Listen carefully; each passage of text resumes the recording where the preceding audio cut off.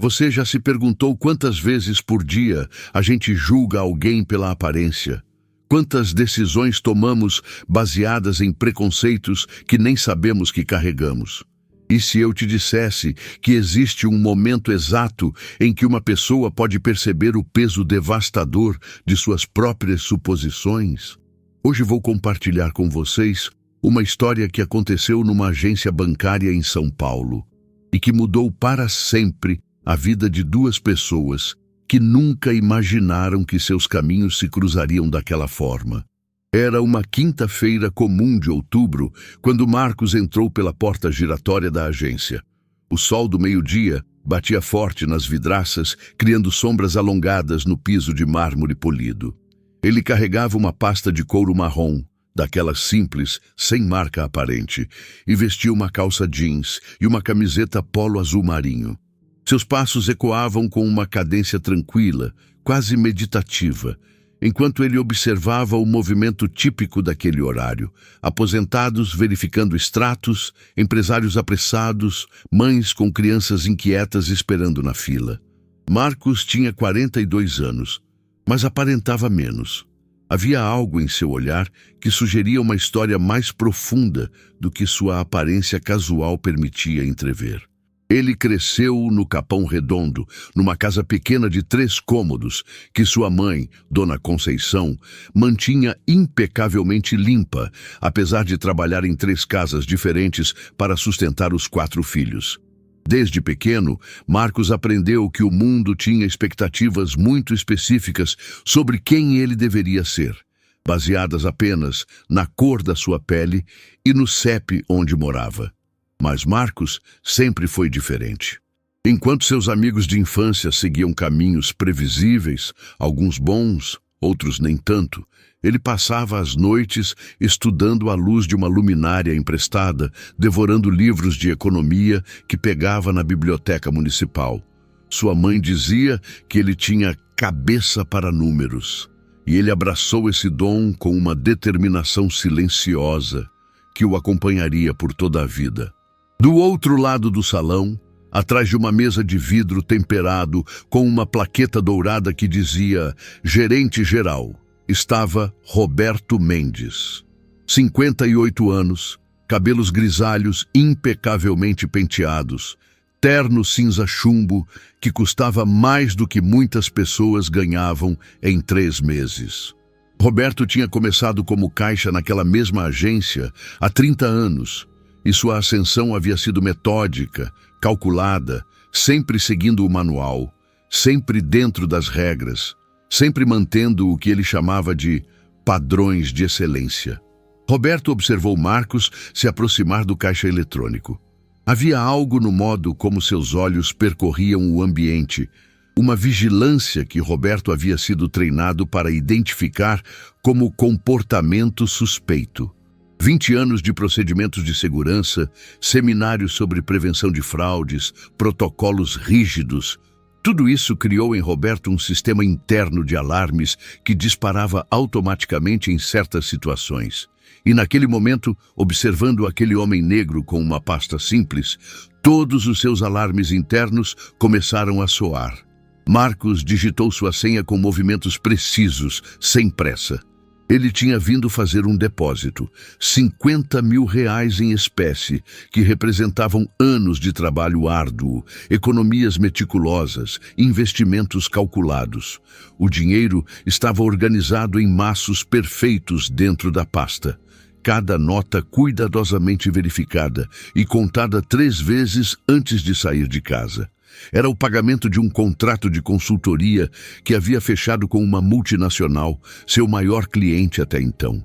A história de como Marcos havia chegado àquele momento era uma narrativa de superação que ele raramente compartilhava.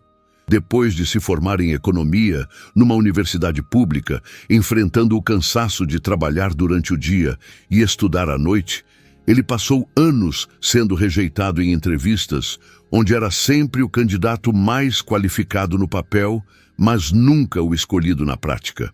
Você não tem o perfil da empresa. Ouviu tantas vezes que poderia escrever uma dissertação sobre as diferentes formas de dizer a mesma coisa sem realmente dizê-la. Foi então que decidiu abrir sua própria consultoria financeira.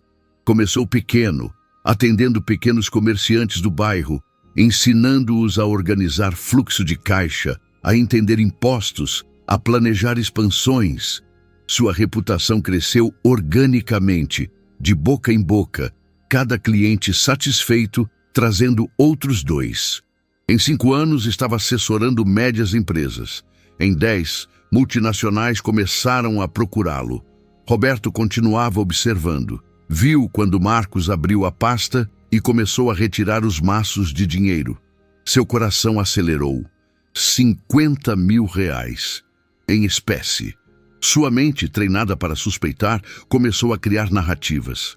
Drogas, roubo, lavagem de dinheiro? Ele pegou o telefone interno, mas hesitou por um momento. Havia procedimentos a seguir. Deveria primeiro abordar o cliente, verificar documentação, seguir o protocolo. Mas então Marcos fez algo que Roberto interpretou como definitivamente suspeito. Olhou ao redor, como se verificando se alguém o observava. Na realidade, Marcos estava apenas procurando uma caneta para preencher o envelope de depósito. Um gesto tão mundano que em qualquer outra circunstância passaria despercebido. Mas Roberto não viu mundanidade ali. Viu confirmação de suas suspeitas. A decisão de Roberto de chamar a polícia militar aconteceu num espaço de segundos, mas foi construída sobre décadas de condicionamento social. Não era maldade consciente. Roberto se considerava uma boa pessoa, doava para a caridade, era gentil com seus funcionários. Era algo mais insidioso, mais profundo, tecido no próprio tecido de suas percepções sobre o mundo. Ele discou o número. Sim, emergência. Temos uma situação suspeita aqui na agência. Um indivíduo está depositando uma grande quantia em espécie. Sim, solicito uma viatura. As palavras saíram automáticas, profissionais, como se ele estivesse apenas cumprindo seu dever de proteger a instituição. Marcos terminou de preencher o envelope, inconsciente da tempestade que se formava ao seu redor. Ele pensava em sua mãe, em como finalmente poderia reformar a casa dela, instalar ar-condicionado nos quartos, trocar o telhado que gotejava há anos. Pensava em seu filho de 16 anos, João, que havia herdado sua aptidão para números, e sonhava em estudar no MIT. Esse dinheiro era mais um passo em direção a todos esses sonhos. E aqui me conta, de onde você está assistindo?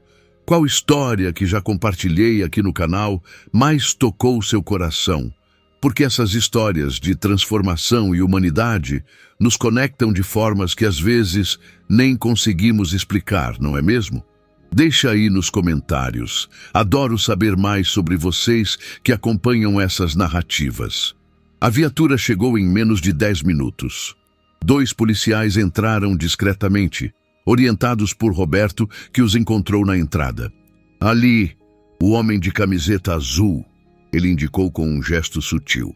Os policiais se aproximaram com aquela postura que mistura autoridade e tensão, as mãos próximas aos coldres, os olhos fixos no alvo. Senhor, podemos conversar um instante?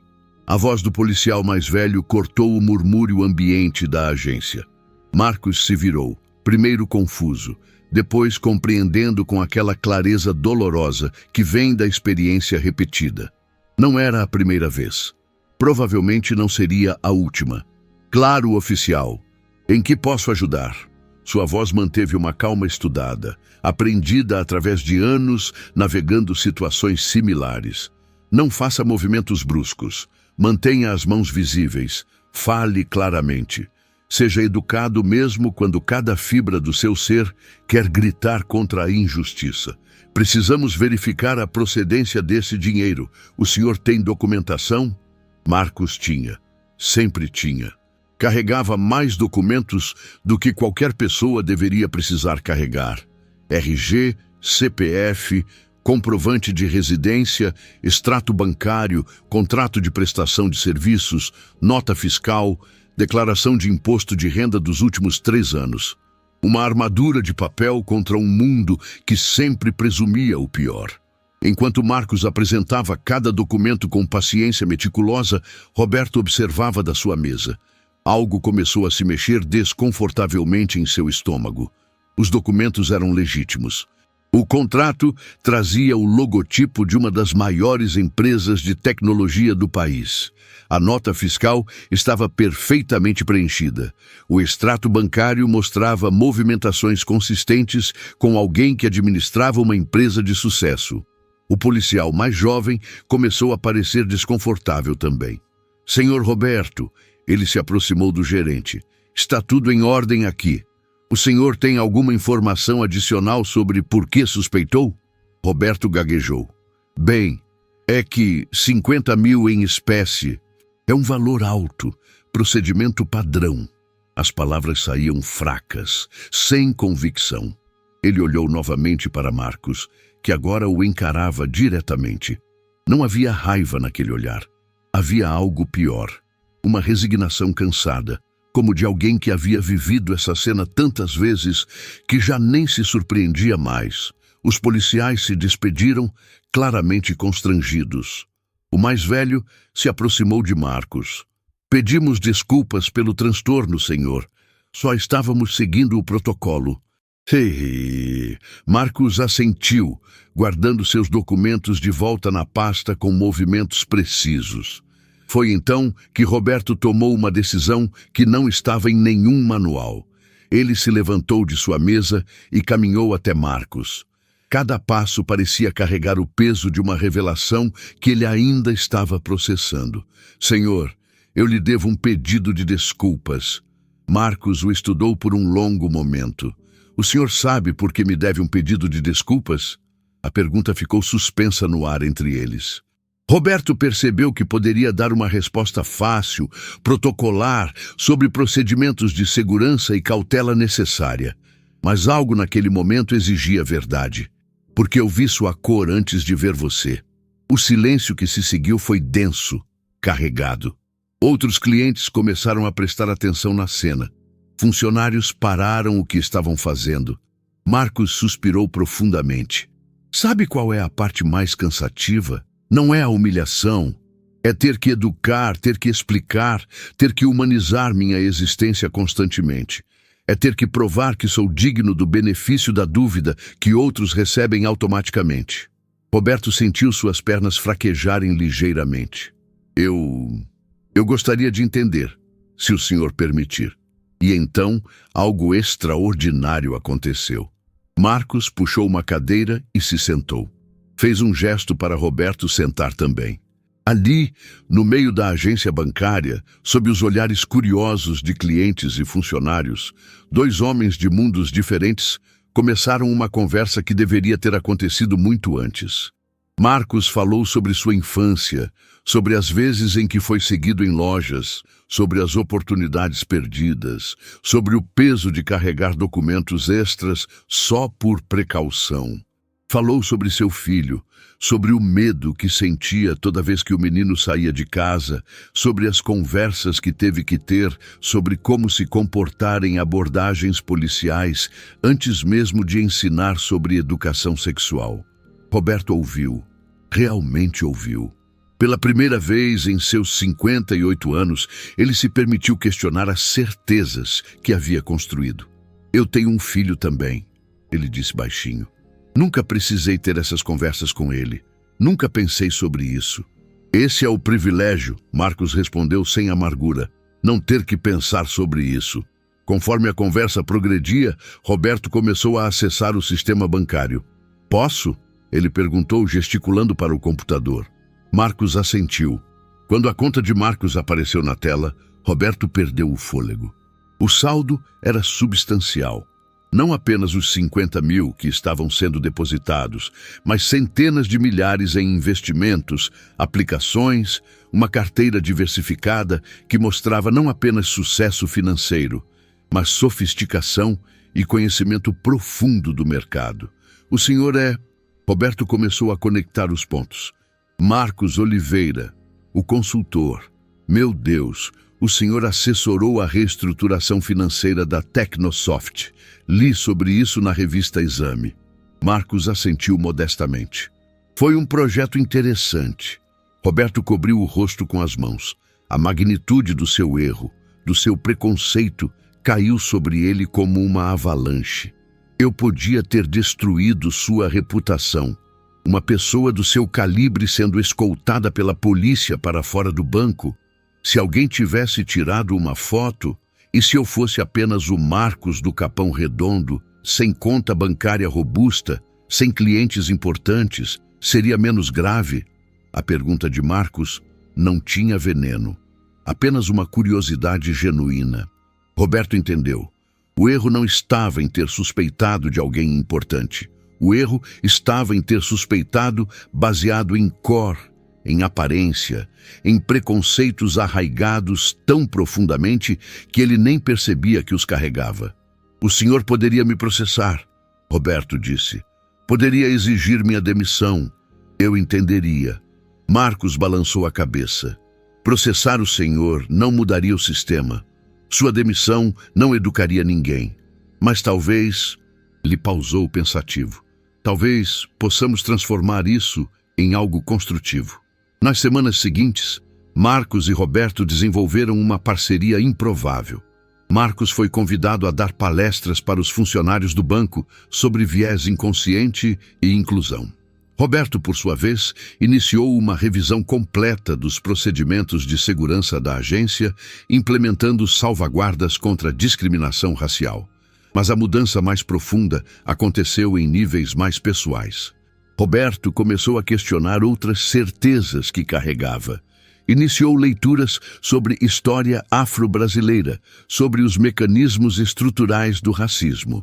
Teve conversas difíceis com sua família, com seus amigos, conversas que o tornaram impopular em alguns círculos, mas que ele sabia serem necessárias.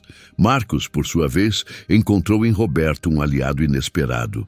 Quando expandiu sua consultoria e precisou de financiamento bancário para abrir um escritório maior, foi Roberto quem facilitou o processo. Quem lutou internamente contra as resistências burocráticas que sempre apareciam quando o solicitante tinha certas características. 6 meses depois, numa tarde chuvosa de abril, Marcos voltou à agência. Dessa vez, foi recebido de forma diferente. Roberto havia implementado um programa onde clientes preferenciais, independentemente de sua aparência, eram recebidos com o respeito que mereciam. Mas mais do que isso, havia um esforço consciente de toda a equipe em examinar e questionar suas primeiras impressões. Marcos trouxe seu filho João naquele dia. Queria abrir uma conta poupança para ele, começar a educação financeira cedo. Roberto os recebeu pessoalmente e, enquanto explicava as opções de investimento para o jovem, Marcos observava. João, com seus 16 anos e sonhos grandes, ouvia atentamente, fazendo perguntas inteligentes que impressionavam Roberto. Seu filho tem futuro no mercado financeiro, Roberto comentou. Ele tem futuro em qualquer lugar que escolher. Marcos respondeu, e havia nessa afirmação uma convicção que transcendia a esperança. Era determinação pura. Naquele momento, observando Roberto interagir com João com genuíno respeito e interesse, Marcos sentiu algo shift dentro dele. Talvez nem todas as batalhas precisassem ser lutadas com escudos erguidos. Talvez, às vezes, a mudança viesse através de conversas difíceis, de momentos de vulnerabilidade compartilhada, de pessoas dispostas a reconhecer seus erros e aprender com eles. Roberto, por sua vez, via em João reflexos de seu próprio filho na mesma idade. Os sonhos eram similares, as ambições paralelas. A única diferença era a cor da pele e o peso que isso carregava numa sociedade que ainda lutava para enxergar além de suas primeiras impressões. 1 ano depois do incidente, Marcos foi convidado para ser palestrante principal na convenção anual do banco. Ele subiu ao palco em frente a 500 gerentes de todo o país. Roberto estava na primeira fileira, não por obrigação, mas por escolha. Marcos começou sua palestra com uma pergunta. Quantos de vocês já fizeram uma suposição sobre alguém hoje?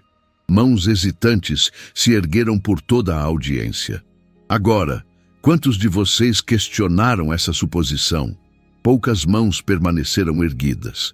Ele contou sua história, mas não como vítima. Contou como oportunidade de aprendizado, como momento de transformação não apenas para Roberto, mas para todo um sistema que precisava urgentemente se examinar. Falou sobre o custo econômico do preconceito, os talentos desperdiçados, as oportunidades perdidas, as inovações que nunca acontecem porque alguém foi julgado pela aparência antes de poder mostrar sua capacidade. Mas também falou sobre esperança, sobre pessoas como Roberto que, quando confrontadas com seus preconceitos, escolheram mudar ao invés de se defender, sobre instituições que podiam evoluir, sobre um futuro onde seu filho João não precisaria carregar documentos extras, onde seria julgado por suas ideias e não por sua aparência. A palestra foi um divisor de águas. Nos meses seguintes, o banco implementou políticas de diversidade e inclusão que se tornaram referência no setor. Roberto foi promovido a diretor regional, com a missão específica de liderar essas iniciativas. Ele abraçou o papel com o zelo de um convertido, sabendo que tinha uma dívida a pagar, não apenas com Marcos, mas com todos os outros Marcos que haviam sido silenciosamente discriminados ao longo dos anos. Marcos continuou crescendo sua consultoria. O episódio no banco, que poderia ter sido devastador para sua reputação, acabou se tornando uma história de resiliência que atraiu ainda mais clientes. Empresas queriam aprender com alguém que havia transformado discriminação em diálogo, preconceito em parceria. João conseguiu uma bolsa para o MIT. Na festa de despedida, antes dele partir para Boston, Roberto estava entre os convidados. Ele havia se tornado uma presença constante na vida dos Oliveira, não como símbolo de um passado doloroso, mas como exemplo de que mudança é possível quando há coragem para confrontar verdades desconfortáveis. Sabe, Roberto disse a Marcos, enquanto observavam João conversar animadamente com amigos sobre seus planos futuros. Eu costumava acreditar que não era racista porque nunca havia agredido ninguém fisicamente. Nunca havia usado insultos raciais. Achava que isso era suficiente. E agora? Marcos perguntou. Agora sei que não ser ativamente racista não é suficiente. É preciso ser ativamente antirracista. É preciso questionar, educar, agir. É preciso usar o privilégio que tenho para abrir portas, não para fechá-las. Marcos colocou a mão no ombro de Roberto. A mudança começa quando reconhecemos que todos nós carregamos preconceitos. A diferença está no que fazemos quando nos tornamos conscientes deles. Dona Conceição, a mãe de Marcos, observava a cena de longe. Ela havia vivido o suficiente para ver muitas promessas de mudança evaporarem como fumaça. Mas algo naquela amizade improvável entre seu filho e Roberto lhe dava esperança. Não uma esperança ingênua, mas uma esperança temperada pela experiência, fortalecida pela ação. Nos anos seguintes, Marcos e Roberto continuaram trabalhando juntos em várias iniciativas. Criaram um programa de mentoria para jovens empreendedores negros, facilitando não apenas conhecimento, mas acesso a crédito e networking. Roberto usou sua posição no banco para questionar práticas discriminatórias que estavam tão entranhadas no sistema que pareciam invisíveis. Houve resistência, claro. Roberto perdeu amizades, foi acusado de militância desnecessária, de estar exagerando. Mas cada vez que a dúvida surgia, ele se lembrava daquele dia na agência, do peso do telefone em sua mão quando chamou a polícia, da facilidade com que havia presumido o pior sobre alguém baseado apenas na cor da pele. Marcos também enfrentou críticas. Alguns o acusavam de ser condescendente demais, de perdoar rápido demais. Você devia ter processado, diziam. Devia ter exposto o banco, ter feito barulho na mídia. Mas Marcos havia escolhido um caminho diferente. Não porque fosse santo ou porque não sentisse raiva. A raiva estava lá, sempre estaria. Mas porque havia aprendido que, às vezes, a mudança mais duradoura vem através da transformação individual que se espalha como ondas na água. O momento mais tocante veio 3 anos depois, quando João voltou do MIT para as férias de verão. Ele havia mudado, amadurecido, carregava consigo a confiança de quem havia provado seu valor num dos ambientes mais competitivos do mundo. Durante um jantar em que Roberto e sua família foram convidados, João fez um brinde. Ao senhor Roberto, ele disse, erguendo seu copo, por ter tido a coragem de errar e a sabedoria de aprender, por ter mostrado que mudança é possível em qualquer idade, e por ter se tornado não apenas um aliado, mas um amigo verdadeiro desta família. Roberto teve que se desculpar e ir ao banheiro. Chorou ali, sozinho, lágrimas de gratidão e arrependimento misturadas. Quando voltou, Marcos o esperava no corredor. "Você ok?" Marcos perguntou. "Eu desperdicei 58 anos vendo o mundo através de lentes distorcidas", Roberto respondeu. "Quantas pessoas eu julguei mal, quantas oportunidades neguei, quantas vidas prejudiquei sem nem perceber. O passado não pode ser mudado", Marcos disse gentilmente. "Mas o futuro ainda está sendo escrito, e você está ajudando a escrever um futuro melhor." A agência bancária, onde tudo começou, se tornou um modelo de inclusão.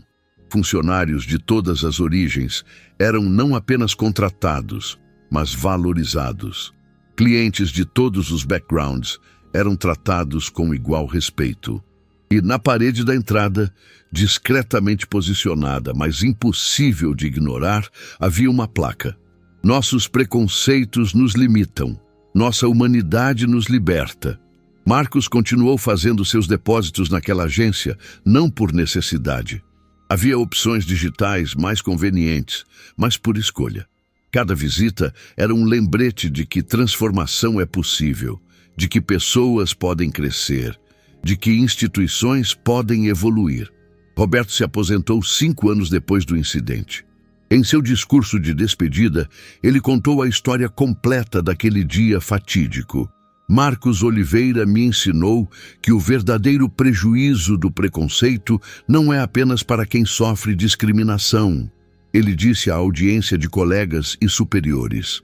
"É para todos nós, que perdemos a riqueza da diversidade, a inovação que vem da inclusão, a humanidade que floresce quando realmente vemos uns aos outros."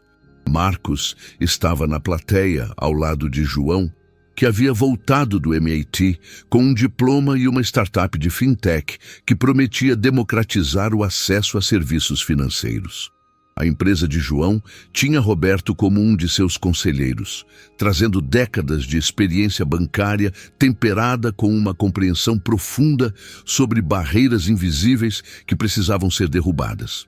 O legado daquele momento na agência bancária se estendeu muito além das 2 vidas que tocou diretamente. Cada pessoa que ouviu a história, cada funcionário treinado nos novos protocolos, cada jovem empreendedor que recebeu uma chance que normalmente seria negada, todos se tornaram parte de uma mudança maior. Marcos às vezes refletia sobre o que teria acontecido se ele tivesse reagido diferente naquele dia. Se tivesse explodido em raiva justificada, se tivesse buscado vingança legal, se tivesse escolhido o caminho da exposição pública. Talvez Roberto tivesse perdido o emprego, talvez o banco tivesse pago uma indenização, mas será que algo fundamental teria mudado? O caminho que escolheram, difícil, desconfortável, cheio de conversas que ninguém queria ter, mas todos precisavam, havia criado algo mais duradouro que punição. Havia criado compreensão, havia construído pontes, havia plantado sementes de mudança que continuariam crescendo muito depois que ambos se fossem. E essa é a beleza complexa da transformação humana. Ela raramente vem através de grandes gestos dramáticos, mas através de momentos de vulnerabilidade, de reconhecimento, de disposição para aprender. Roberto poderia ter se defendido, justificado suas ações, se escondido atrás de políticas e procedimentos. Marcos poderia ter escolhido a raiva sobre o diálogo, a punição sobre a educação. Mas ambos escolheram o caminho mais difícil, o caminho da humanidade compartilhada.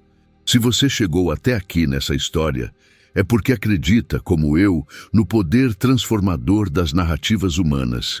Se esse conteúdo tocou seu coração de alguma forma, se fez você refletir sobre seus próprios preconceitos ou sobre as oportunidades de mudança ao seu redor, considere se inscrever no canal. Cada semana trago histórias que nos lembram da nossa capacidade de crescer, de mudar, de nos tornarmos versões melhores de nós mesmos. Ative o sininho para não perder nenhuma dessas jornadas de transformação. E lembra, a mudança começa quando escolhemos ver além das nossas primeiras impressões.